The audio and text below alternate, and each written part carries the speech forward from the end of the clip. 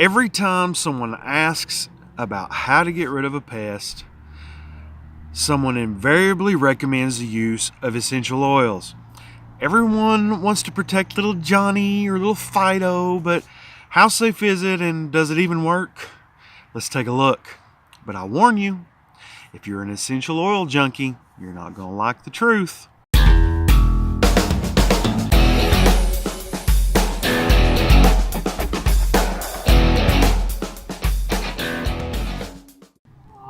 You know what bugs me?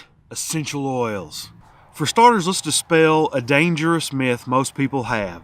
Just because something is natural, green, or organic does not mean it's safe. The best example of this is DE, diatomaceous earth.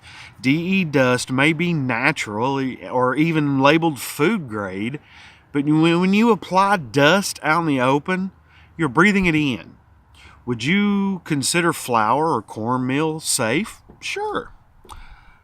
But it definitely would not be good for you to breathe in the dust. The appeal of essential oils is rooted in its natural status. What they don't tell you is it is highly concentrated. They're natural plants that are safe to be around, but if you concentrate them up, then you get narcotics. Perspective is important here. A tiny drop of peppermint oil is roughly equal to 26 cups of peppermint herbal tea.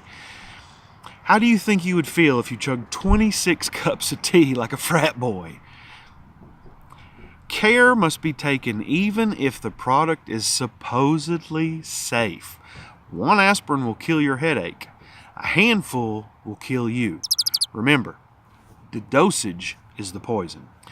There is currently no national standard considering anything essential oil related. Remember the old stories about snake oil salesmen? They would come into town claiming to have the miracle cure for what ails you, your rheumatiz. Promise the world, take your money, and leave town. They got a bad rep for a good reason in a time when OTC medication contained opium, heroin, and cocaine. The same scam is now in the modern age, but it's online. Essential oil proponents make large, massive claims, but can't back any of it up. It's all circumstantial. Research has shown minimal effectiveness in many areas, and most of the claims don't even make sense. The marketing is guerrilla at best, causing the FDA in 2014 to send out warning letters to companies for making unsubstantiated claims of curing herpes and Ebola. Come on now. So all that's on the medical side. We're here because of the bugs. Will it get rid of your pests? The short answer, nope, it won't. I read all the time people suggesting to soak cotton balls in essential oils or spray them on surfaces to get rid of bugs or rodents or anything like that. The truth is it doesn't work. These are suggested on the belief that insects smell the strong odor and avoid it. Well, for starters, that's not even fixing the problem, even if it were true. Repelling them from an area will just force them to find another entry point. And if you think you can spray every single entry point, I would love to watch you try. Even if it did repel them, it would wear off quickly. It could even attract some species looking for food, therefore making your problem even worse. Let's do an experiment. Put a drop of anything with a strong odor on a small piece of paper and set it aside for a couple days. Then come back and see if that odor has dissipated at all. The loss of pungent odor can be equated to its level of repellency. Look, if essential oils were so effective, don't you think I would be using them? It's safe, it's natural, and all that hoo-ha. I'll give you one guess why we don't. So why have they exploded on the market with such veracity? This is the cycle every couple of years. Some wonder product comes on the market and promises the world. Several years ago it was DE. You should now know that we in the industry knew in the beginning that it was not the big nuke everyone thought it was. All junk. but they sold billions of dollars worth and still do because of the word of mouth and the American DIY spirit. We also hate to admit when we have been duped. So is it safe? Doesn't work, and you're going to use it anyway, no matter what I say, so is it even safe? What happens if you slather your walls in essential oils and your dog, attracted to the smell, or your window-licking toddler decides they want to taste? Some of these essential oils can be downright toxic. There are numerous stories of injury due to ingesting essential oils. So what if you soak that cotton ball and put it out to fight the ants? What is to stop the child or the dog from consuming the entire thing? How can you ensure that it will stay where you put it? Can you? You think you can, but you can't. There's story after story after story. Exposure to these concentrated oils can cause several issues, including photosensitivity, like a sunburn, irritations, allergic reactions, medication reactions. Also, the National Association of Holistic Aromatherapy, NAHA, recommends that pregnant women avoid many essential oils altogether. Another group of aromatherapists concerned with misuse started tracking injury in 2013 and reported 229 incidents ranging from rashes, chemical burns, and anaphylactic shock. There's your natural safe product for you. Anything can be misused, okay?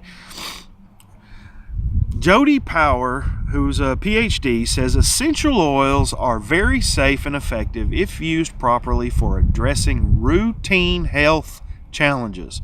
But there is so much misinformation out there right now, it really concerns me.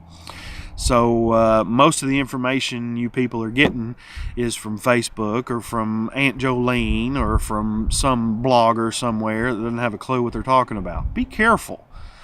Remember, the minimal amount of research that has been done was done on the medical side of its use, not pesticide. Even though Dr. Power calls these uses routine health challenges, this is a roundabout way of putting them, at least medically, on the level of OTC drugs, rather than anything curative. Not appropriate for the treatment of anything serious, except maybe a placebo. To be fair, placebos can be very strong, and that's why you get Aunt Jolene telling you she used some crazy essential oil and it cured her cancer, because it's all up here.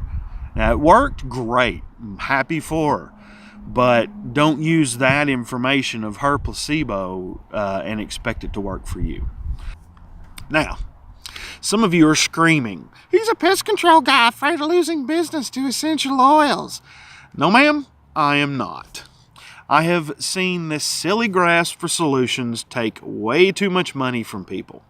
Besides, if you are one of the hardcore DIYers, then you wouldn't be calling me anyway. So, no loss to me. At least not till you've tried, failed, and made it worse, and surrendered, then you finally call me. Customers tell me all the time that they have spent more on home remedies and essential oils and other silliness that didn't work. They spent more on that than what I charge. I'm not a doctor. Go see him for medical advice. But with these warnings and dangers, not to mention they don't work for pest control anyway, why bother? Try cleaning and sealing entry points before breaking out that bottle of snake oil. The whole essential oil for medical use is sketchy at best. But when it comes to pest control, it's even worse. I'll put a link in the description for more information on these supposed miracle cures. It's all junk. When you're done with that, call a professional who isn't selling you an Arvin rifle that's never been fired and only dropped once. You know what bugs me? Essential oils. Don't bother. You're wasting your time. At least they smell nice. But I love to kill the stuff you tried to kill with essential oils. You're killing me, Smalls. Like, share, and subscribe so Mama will let me back in the house. I think I smell a rat in my house. Mice, I thought she had rats. No, rats are outside. Mice are inside. Yo, but what if a mouse goes outside? Does it become a rat? And if a rat is in the house, is it a mouse? I ain't never seen no mouse outside. That's what I'm saying. That's because it's a rat, fool. Damn. Oh, I think I smell a rat. Take it, you dirty yellow-bellied rat, or I'll give it to you through the door. Keep that shade, you filthy animal. This is the rapper. Pause for the stupid plane.